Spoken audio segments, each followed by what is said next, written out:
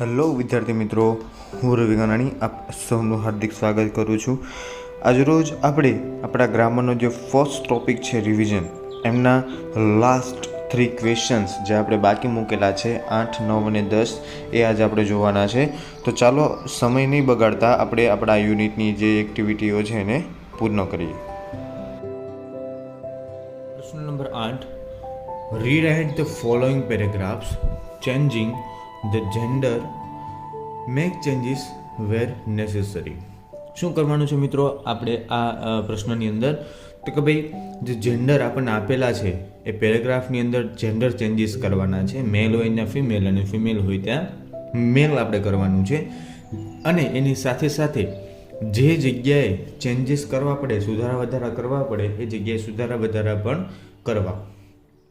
જેમ કે પ્રોનાઉનની અંદર પણ સુધારા થશે, કેમ કે મેલ અંદર આપેલું હોય એઝ અ નાઉન તરીકે, જેન્ડર તરીકે મેલ હોય તો એનું ફિમેલ કરો એટલે પ્રોનાઉન પણ ફરી જાય. જોઈએ આપણે પહેલું છે the king cold the princess. તો ધ કિંગનું શું થઈ જશે? The queen. Cold the princess, તો પ્રિન્સેસનું શું થઈ જશે મેલ વર્ઝન? તો કે ભાઈ prince. He told her to select a prince for herself. તો હીનું શું થઈ જશે અહીંયા ક્વીનના આધારે? શી. ટોલ્ડ હરનું પ્રિન્સ પ્રમાણે શું થઈ જશે? હિમ ટુ સિલેક્ટ પ્રિન્સનું થઈ જશે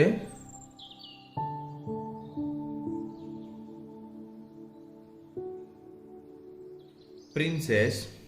અને ફોર હર સેલ્ફ, તો હર સેલ્ફનું થઈ જશે himself. The king asked his son. તો ધ કિંગનું થઈ જશે ધ ક્વીન આસ્ક્ડ હિઝ. શેના માટે હતું? તો કે ભાઈ કિંગ હતું એટલા માટે. તો અહીંયા શું થઈ જશે? ધ કિંગ આસ્ક્ડ હર સનનું થઈ જશે ડોટર. ધ પ્રિન્સનું થઈ જશે ધ પ્રિન્સેસ ટુ હેલ્પ. હિઝનું થઈ જશે હર અને સિસ્ટરનું થઈ જશે બ્રધર. ધ ક્વીન એની જગ્યાએ થઈ જશે the king was happy to here this. વિદ્યાર્થી મિત્રો, તમને લોકોને ખ્યાલ આવ્યો છે તો કે ભાઈ જ્યાં કિંગ હતું ત્યાં શું થઈ ગયું? The queen. પ્રિન્સેસ હતું ત્યાં શું થઈ ગયું? પ્રિન્સ. ત્યાર પછી સન હતું ત્યાં શું થઈ ગયું? ડોટર. અને સિસ્ટર હતું ત્યાં શું થઈ ગયું? બ્રધર. પણ એટલું જ સુધારા અનિવાર્ય નથી, એની સાથે સાથે પ્રોનાઉન પણ સુધારવા પડે. અહીંયા તમે જોઈ શકો છો કે હી કોના માટે વપરાયેલું હતું? ધ કિંગ માટે. તો આપણે શી લખવું પડે, કેમ કે હવે કોણ થઈ ગયું અહીંયા કરતા? The queen. આવી રીતે પ્રોનાઉનના પણ સુધારા વધારા કરતા જવા પડે. ત્યાર પછી જોઈએ બીજો જે પેરેગ્રાફ છે એ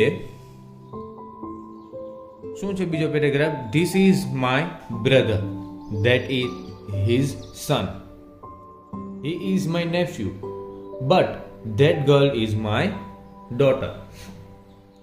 તો અહીંયા this is my brother નું શું થઈ જશે? this is my sister. પછી શું આપેલું છે? that is his son. તો that is his નું થઈ જશે her અને son નું થઈ જશે daughter. He is my nephew. તો he નું શું થઈ જશે? she is my nephew. તો nephew નું શું અહીંયા થઈ જશે? તો તમને ખ્યાલ જ છે કે ભાઈ nephew નું થઈ જશે niece, એટલે કે ભત્રીજી. but that girl is my daughter. પણ પહેલી જે છોકરી છે એ મારી દીકરી છે, તો એનું અહીંયા થઈ જશે but that boy is my ડોટરની જગ્યાએ થઈ જશે સન. ધેટ ગર્લ હતું, ગર્લનું થઈ ગયું બોય અને ડોટરનું થઈ ગયું સન. સેમ એવી રીતે ત્રીજો છે, ત્રીજો પણ આપણે જોઈએ. That man is an author. He is also a poet. His wife is a teacher. They have 2 sons. So that woman is an authoress. He is also a poet. તો એનું શું થઈ જશે? તો કે ભાઈ she is also a poetess. Third નંબરનું sentence છે his wife is a teacher. તો his નું થઈ જશે her, wife નું થઈ જશે husband is a teacher. નું શું રહેશે? તો કે ભાઈ ટીચરનું માત્ર ટીચર જ રહેશે, એની અંદર કોઈ ચેન્જીસ થશે નહીં, કેમ કે ટીચર જે છે એ બંને માટે વપરાય, મેલ માટે પણ વપરાય અને ફિમેલ માટે પણ વપરાય. તો they have 2 સન્સની જગ્યાએ થઈ જશે ડોટર્સ. ઓકે, નંબર 4 પર છે This lady is an actress. She is a good heroine. She was worked with many heroes. She is popular among the young girls. તો this lady નું જગ્યાએ શું થઈ જશે? gentleman. Is an actress. actress નું શું થઈ જશે? actor. she નું થઈ જશે he is a good heroine નું જગ્યાએ થઈ જશે hero. she નું થઈ જશે he was worked with many heroes. heroes ની જગ્યાએ શું થઈ જશે? heroines. અને લાસ્ટ સેન્ટેન્સ છે she is popular among the young girls. તો એની જગ્યાએ શું થઈ જશે? તો કે ભાઈ he is popular among the young boys. Number 5 આપણને આપેલું છે, એને પણ જોઈ લઈએ આપણે. Look at that woman and that man. The woman is my daughter's mother-in-law. That man is her husband. My daughter has 1 son. જોઈએ. Look at that woman નું થઈ જશે man and man નું થઈ જશે woman. The woman નું થઈ જશે man is my daughters. daughters નું થઈ જશે sons. sons mother નું થઈ જશે father in law. mother in law ની જગ્યાએ થઈ જશે father in law. That man is her husband. તો that woman is his husband નું થઈ જશે wife. My daughter નું થઈ જશે my son has 1 daughter. Okay, ત્યાર પછી આગળના જે સવાલ છે તમારે જાતે કરવાના છે. અને હવે આપણે જોઈએ પ્રશ્ન number 9. Rewrite the following paragraphs in the singular or plural. Make changes wherever necessary. શું કીધું આપણને અહીંયા? તો કે ભાઈ સિંગ્યુલર ઓર પ્લુરલ તો આપણને પેરેગ્રાફ આપેલો છે, જો એક વચનમાં હોય તો બહુવચનમાં કરવાનો અને બહુવચનમાં હોય તો એક વચનમાં કરવાનો, અને જ્યાં જ્યાં જરૂર પડે ત્યાં સુધારા વધારા આપણે કરવાના છે. તો સૌથી જે પહેલો પેરેગ્રાફ છે એના તરફ આપણે આગળ વધીએ. I am a postman.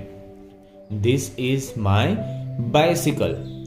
You are a farmer. That is your tractor. તો આઈનું શું થઈ જશે તો કે બહુવચનમાં વી, એમનું થઈ જશે આર. અ જે છે એ આર્ટિકલ નીકળી જશે કારણ કે અહીંયા બહુવચન થઈ ગયા. પોસ્ટમેનનું થઈ જશે પોસ્ટમેન, MAN ની જગ્યાએ થઈ જશે MEN. This is my bicycle. તો આ ધીસ એક વચન માટે વપરાય, જ્યારે બહુવચન માટે ધીસ જ વપરાય, પણ THESE.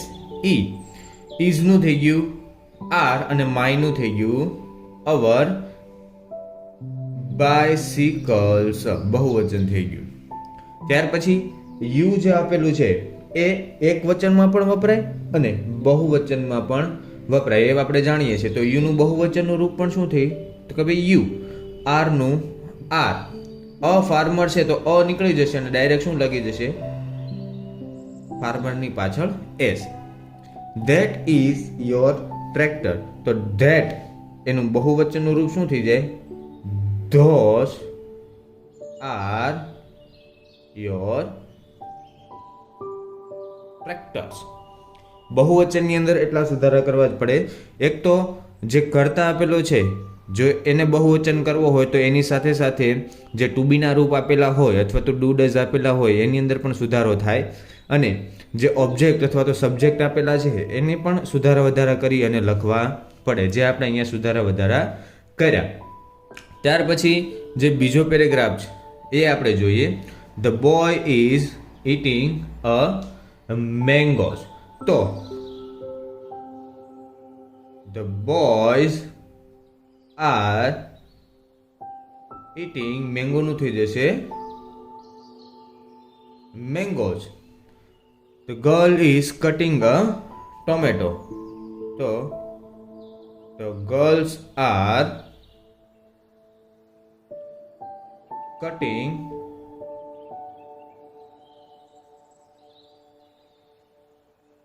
tomatoes. ત્યાર પછી શું છે તો ભાઈ that child is playing with a toy.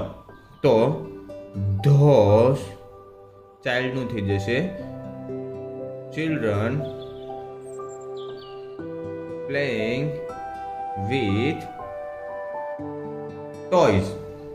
It is a toy bus. તો it એક વચન માટે વપરાય, જ્યારે બહુવચન માટે શું વપરાય they are toy bus. Okay. ત્યાર પછી નંબર 3 પર આપણને આપેલો છે જે paragraph. I am a teacher, you are a student. This is your class, that is your book. તો આઈનું થઈ જશે we are teachers. You are a student. તો you are students. This is your class. તો કે ભાઈ આ ધીસનું બહુવચન શું થઈ જાય ધીસ આર યોર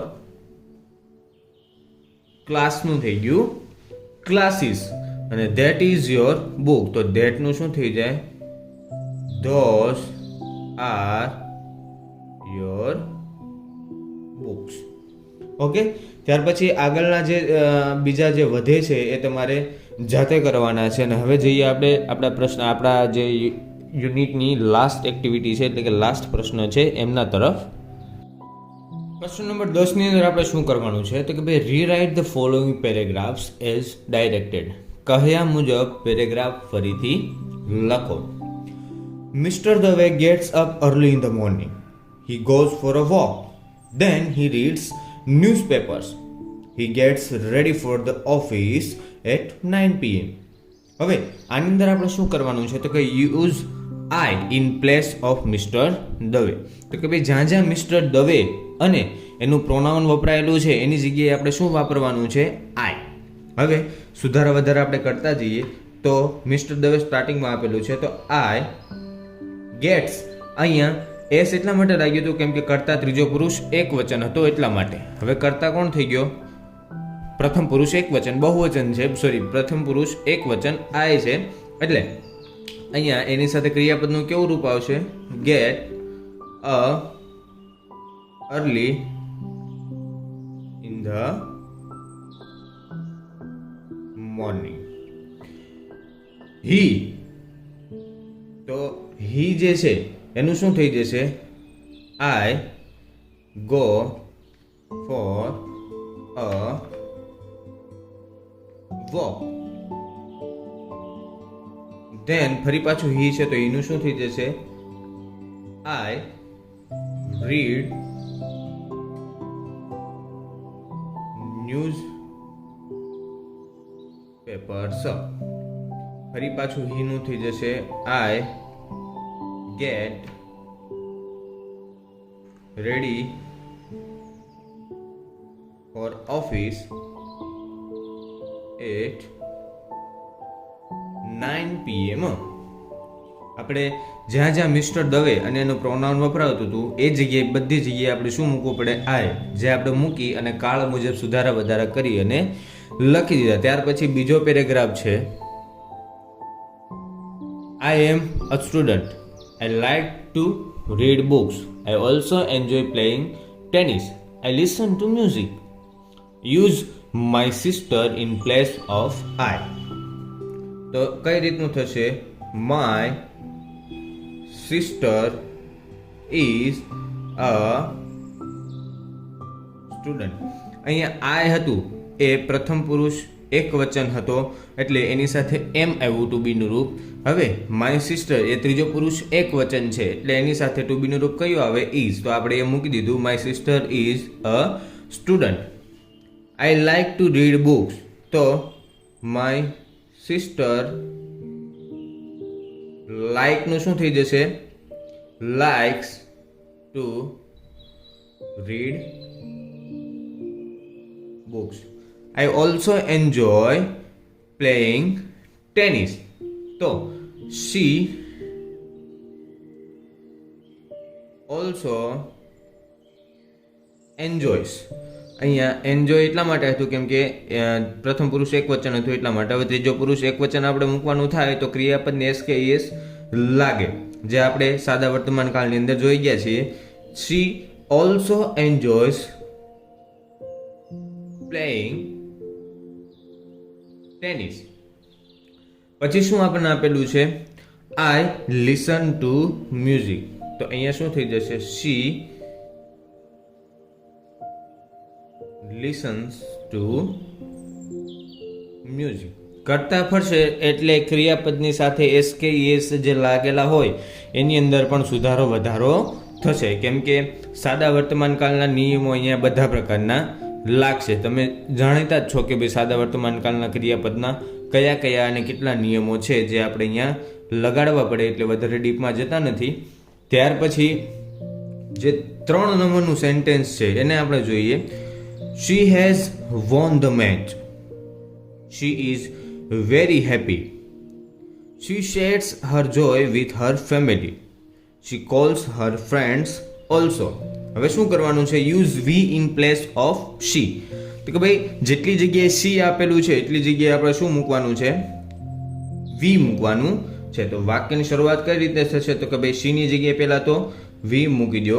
અહીંયા હેઝ ત્રીજો પુરુષ એક વચન હતું એટલા માટે. હવે અહીંયા પ્રથમ પુરુષ બહુવચન છે એટલે અહીંયા શું આવી જશે? Have von the match. તો અહીંયા આવી જશે we are very happy. Is શેના માટે લાગેલો હતો કે ભાઈ કરતા ત્રીજો પુરુષ એક વચન છે એટલા માટે. હવે આપણે કેવો કરી દીધો? બહુવચન. તો અહીંયા શું થઈ ગયું? ઇઝનું આર થઈ ગયું. પછી she shares her joy with her family. તો અહીંયા શું થઈ જશે? તો કે ભાઈ વી અહીંયા ક્રિયાપદને એસ લાગેલો છે એ નીકળી જશે, કેમ કે અહીંયા બહુવચન કરી દીધું એટલે શેર. પછી અહીંયા હર છે એની જગ્યાએ આપણે અહીંયા શું કરવું પડશે? અવર જોય વિથ અવર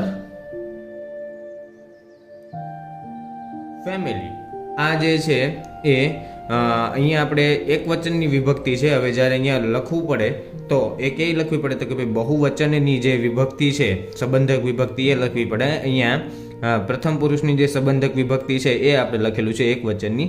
અહીંયા આપણે કરવાનું છે બહુવચન, તો વિભક્તિ પણ કઈ લખવી પડે? બહુવચનની સંબંધક વિભક્તિ લખવી પડે. શી કોલ્સ હર ફ્રેન્ડ્સ ઓલ્સો. તો શીનું થઈ જશે વી, કોલ્સનું થઈ જશે કોલ, હરનું થઈ જશે અવર ફ્રેન્ડ્સ ઓલ્સો. તો વિદ્યાર્થી મિત્રો, તમને આઈ હોપ કે ખ્યાલ આવી ગયો છે. આવી જ રીતે આગળના જે બધા જ પ્રશ્નો છે, પેરેગ્રાફ છે, તમારે જાતે કમ્પ્લીટ કરવાના છે. Thank you.